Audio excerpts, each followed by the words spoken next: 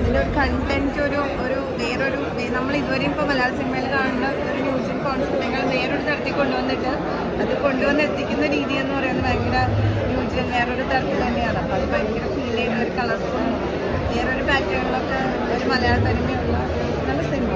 ഞാൻ സാറിനോട് പറഞ്ഞു സാറിൻ്റെ ഏറ്റവും നല്ല പെർഫോമൻസ് രക്ഷിത ഭയങ്കര രസമായിട്ട് സ്വാസിക്കാൻ നടിയെ യൂട്ടിലൈസ് ചെയ്തിട്ടുണ്ട്. എൻ്റെ കഥാപാത്രം ഒരു വലിയ കഥാപാത്രമല്ല, പക്ഷെ രസമായിട്ട് എനിക്ക് ഇഷ്ടപ്പെട്ടു.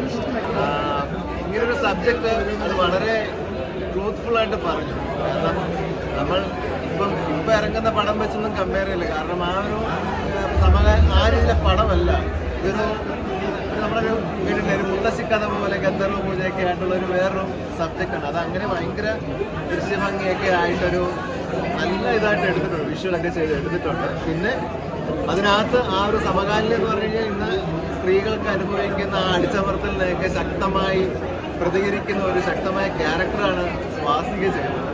പിന്നെ ധ്രുവനും നമ്മളൊക്കെ ആ ഒരു സപ്പോർട്ട് ചെയ്ത് നല്ല രീതിയിൽ എനിക്ക് ഭയങ്കര ഇഷ്ടപ്പെട്ടു. സിൻസിയർലി എനിക്ക് ഇഷ്ടപ്പെട്ടു. ഇനി പ്രേക്ഷകരെങ്ങനെ എടുക്കുമെന്ന് അവരാണ് പറയണം. നമ്മളെ തന്നെ കൊണ്ട് കാഴ്ചയിലുണ്ട്. അപ്പം അവരും ഇഷ്ടപ്പെടുമെന്ന് വിചാരിക്കുന്നു. ഞാൻ ഇതല്ലായിരുന്നു എക്സ്പെക്ട് ചെയ്തത്, പക്ഷെ എനിക്ക് ഇഷ്ടപ്പെട്ടു. നമുക്കൊന്നും മോശം പറയാനില്ലെന്ന് പറയത്തില്ലേ, കണ്ടു കഴിഞ്ഞാൽ അങ്ങനെയല്ല. പക്ഷെ ഇന്നത്തെ കാലത്തെ രീതിയിലെ നമ്മൾ ഇപ്പം ഇറങ്ങുന്ന പടങ്ങളെ വെച്ച് കമ്പയർ ചെയ്യില്ല. കുറേ നാളിന് ശേഷം മോഹൻ സിതാര സാറിൻ്റെ ആ ഒരു മെലഡിയും ആ ഒരു ദൃശ്യഭംഗിയും നമ്മൾ കാണത്തില്ലേ, ഒരു മുത്തശ്ശി കഥ പോലൊക്കെ ഇരുന്ന് നമ്മൾ കാണുന്ന ഒരു ഫീലില്ലേ, ആ ഒരു ഭംഗിയും ആ ഒരു സൂത്തിങ്ങൊക്കെ കൊണ്ടുവന്നിട്ടുണ്ട്. എല്ലാവർക്കും ഇഷ്ടപ്പെടും. മീൻസ് ഫാമിലി ആയിട്ടൊക്കെ വന്ന് കാണുമ്പോൾ കുട്ടികളൊക്കെ ആയിട്ടിരുന്ന് ഒരു കഥ കേൾക്കാം. ആ ഒരു ഗന്ധർവ പൂജയൊക്കെ നമ്മൾ മുത്തശ്ശി കഥ കേട്ടിട്ടില്ലേ, ആ ഒരു ഫീലാണ്.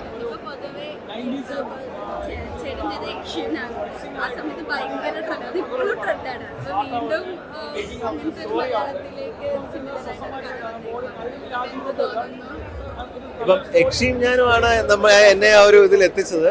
പക്ഷേ യക്ഷിയും ഞാനും പോലെ അത് വേറൊരു ഹൈപ്പ് പടമായിരുന്നു. എന്നതുപോലെ ഇതൊരു വലിയ അതിനുശേഷം ഒരു കംബാക്ക് അങ്ങനൊന്നും എനിക്ക് അവകാശപ്പെടുത്തി ഞാൻ പറയുന്നില്ല.